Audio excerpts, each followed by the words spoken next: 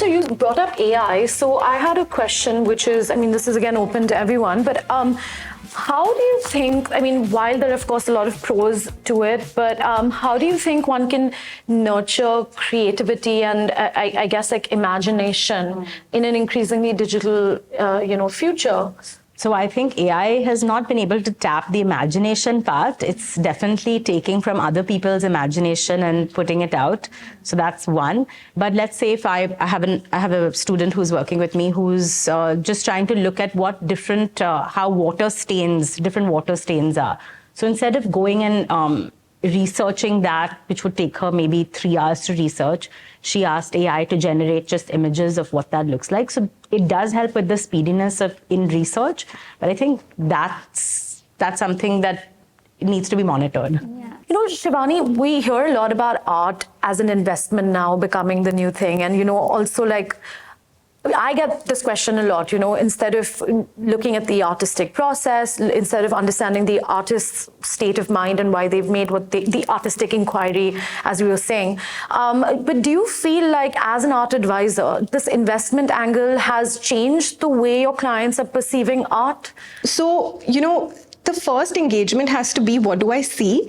Do I like it? Is it interesting to me? And then beyond that, is it something that I feel I can acquire? And the investment part of it is really something I feel, cannot drive you to acquire an artwork personally. Having said that, there's a different way of kind of buying art for investment. There's a different approach to that entirely, but I still feel that the first sort of,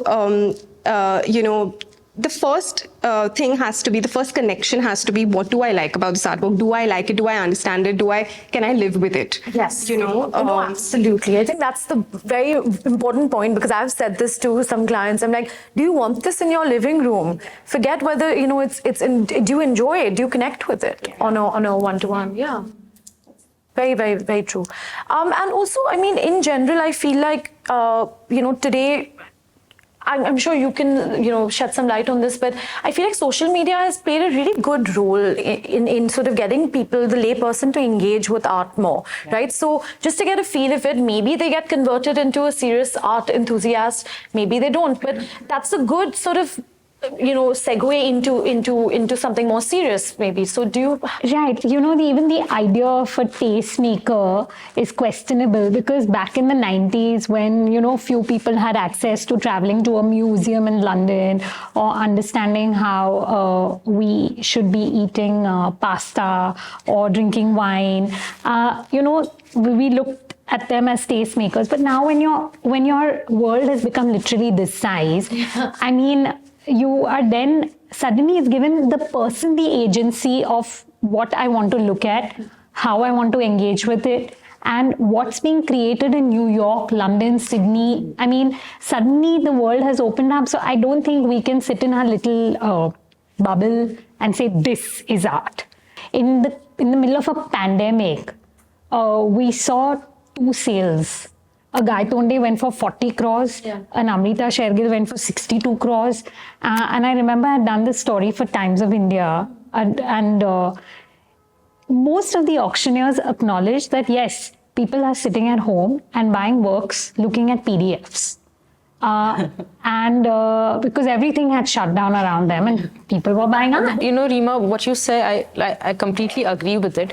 But another question that comes to my mind is that the photo cannot always capture what you see in reality, right? It's about the experience, right? And see, it provides a window to give you access. Like if I know that she's organizing an art walk and I want to go for Alisha's art walk, I will show up because it's giving me that window. And then once the doors are open, then people are free to run in and, It's not even about the art walks. Stand outside Sassoon Docks during a street art festival. There are busloads of students coming. They've taken the train and they are taking BST buses. It is amazing. It is It could be, but that does not discount the fact that they are there in front of those murals. And listen, this is like 3 o'clock in the blazing sun they are coming. So I think it absolutely, as Reema said, it's just a way in. You see something you like, you'll make the effort to go.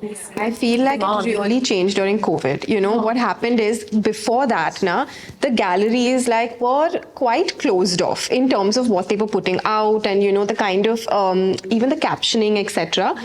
It was very sort of to the point. It was, reporting this show is happening and, this and it's on from this time to this time.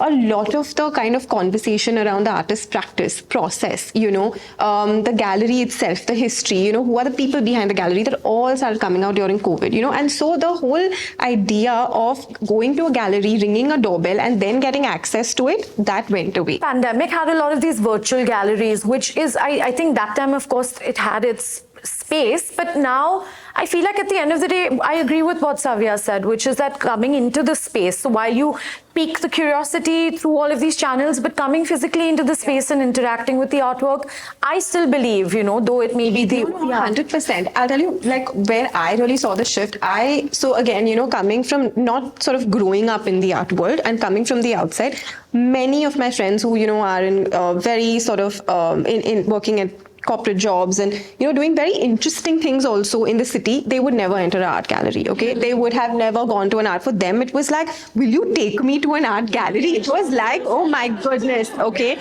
and now it's like, if you go to a restaurant opening, I mean, that's the kind of audience that's coming to an art gallery. Okay, now, which is a very big shift in my mind.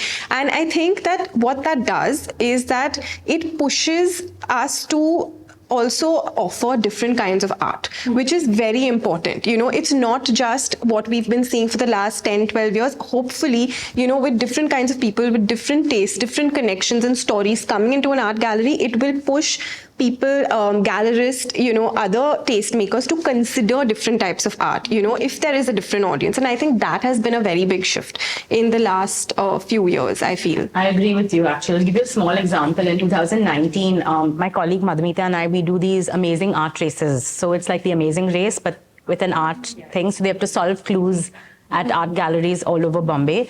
We did our first one in 2019. There were so many barriers, like each gallery said, what you're going to do, how many people, what is the age group, send us pictures of what they're going to do. They can't touch, they can't move in this area.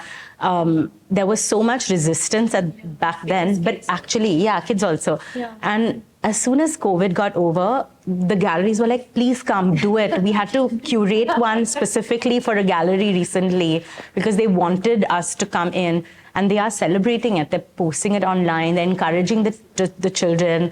And I mean, even the artists also. It was Kimold and Gurpreet. Like he sent us a message saying that I'm so thrilled that your artwork has reached like 6-year-olds and 7-year-olds, and they're writing out their emotions based on my emotions.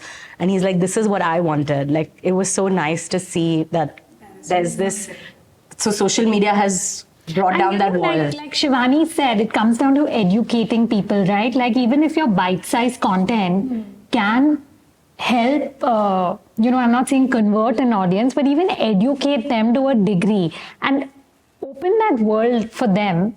Then, I mean, people make these long video podcasts, but then ultimately it's only those little, that 30-second, that sweet spot now, that's the 30-second reel. Curiosity at that point, you're going to go see the... Exactly. And then suddenly if tomorrow Wendy or Saviya have a show opening, I'm suddenly curious, right? Yes. And then I have to show up for her show. Then I can't be like, I saw this 30-second, Abhi now.